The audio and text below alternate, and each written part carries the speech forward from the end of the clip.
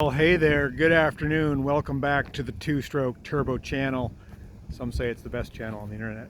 I always seem to do an introduction with my shop dog Stella and a weather report. If she's laying out in the sun, that means the weather's good. You can see the breeze blowing the leaves and her belly is toward the sun. She's somewhat of a sundial. You like that? Oh, that's nice and warm. Stella's been with me 8 years now, as of next month. That's pretty crazy. Got her as a pup. What are we doing today? Another day in the life of a mechanic.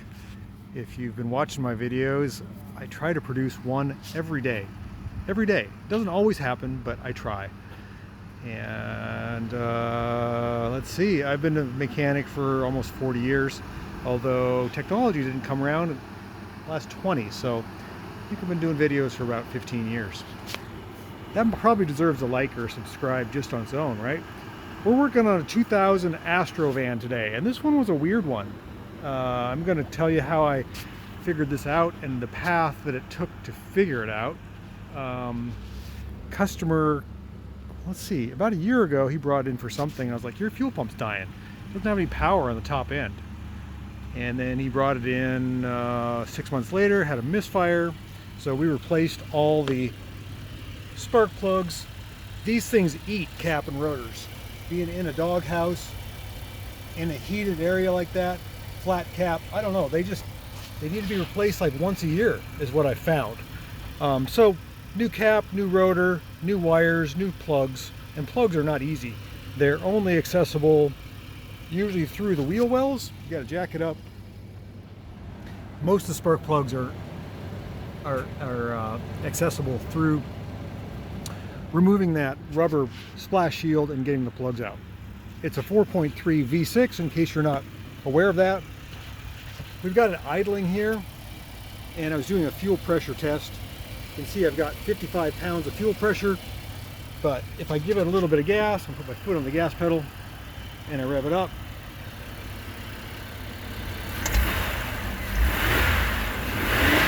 it goes up to 60, totally within spec. We did use as much fuel in the tank as possible because I assumed I was going to do a fuel pump. There's nothing wrong with his fuel pump. There's no check engine light. There hasn't been. The computer's been completely clean. So that means I got to figure out what's wrong with this thing. And it took a bit. And I'm going to give you a clue. This is an OTC scanner. And if you look close right there, you can see that I'm reading. Let me turn this light off. Hold on. There we go. In real time, all the data. You see all that? I can scroll down here.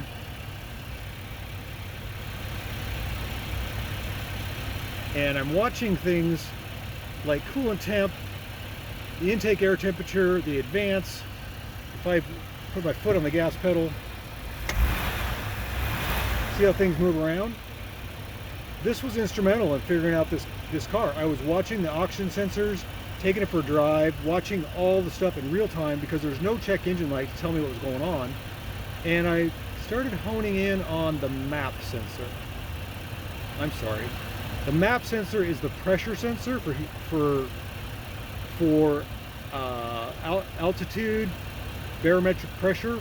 The MAF sensor is a flow sensor that calculates air into the engine that allows fuel to come. And you can see right now it's at 0.75. If I floor it, it goes up to 16. Now we got a bit of a pinging problem. With the old MAF sensor, which is this little unit, it's right near the air filter, the maximum I could get out of it was 4. 4. Sometimes 5, but mostly 4. And I started thinking, that doesn't sound right. I've worked on a lot of cars and I've seen them go way higher than that. So I unplugged this and the stumbles went away, the full throttle hesitation went away, all the problems fixed themselves, but the check engine light came on. So we popped in a new MAF sensor, and the reason that went bad is he had a K&N oiled air filter, and I think he got too much oil pulled through the filter and got onto the wires, and it ruined that. That's my guess. I don't know, but she runs good now. She's got really good snap.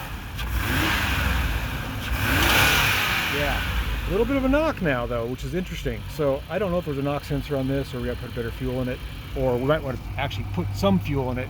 But it took me a while, and because I'm an experienced mechanic, I had the wherewithal to pull up the PIDs and watch them in real time.